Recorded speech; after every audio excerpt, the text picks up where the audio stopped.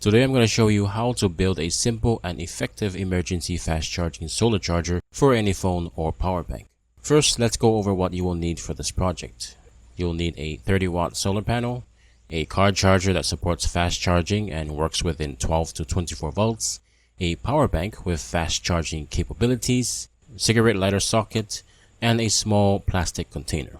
This project is not that hard to put together. Just make sure you have the right size container and hole for the cigarette lighter socket, and then we can move on to the wiring. The connections are really simple. Just connect the positive wire from the solar panel to the middle part of the socket and the negative wire from the solar panel to the contacts on the side.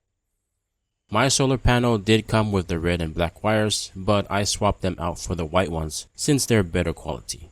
I could have connected the wires directly to the car charger, but I did it this way so I wouldn't have to solder wires to the charger. It also makes it easier to change the charger later without disconnecting and reconnecting the wires. Great, let's start with the testing. First, we'll check how the solar panel performs under the sun to make sure it's providing the right voltage and current. Right now, it's showing about 18 volts and 1.7 amps, which is good. Using the car charger, the 5-watt USB fan ran without any problems.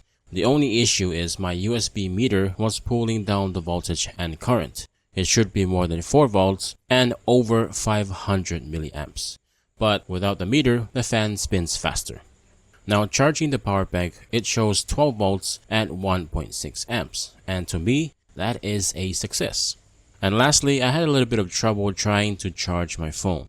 For some reason, if I push the USB meter too far in, it won't let me charge the phone higher than 5 volts. So I had to wiggle it around, and now it's charging at 8.6 volts and 1.5 amps. To me, that is also a success. You're probably wondering why I keep using the meter.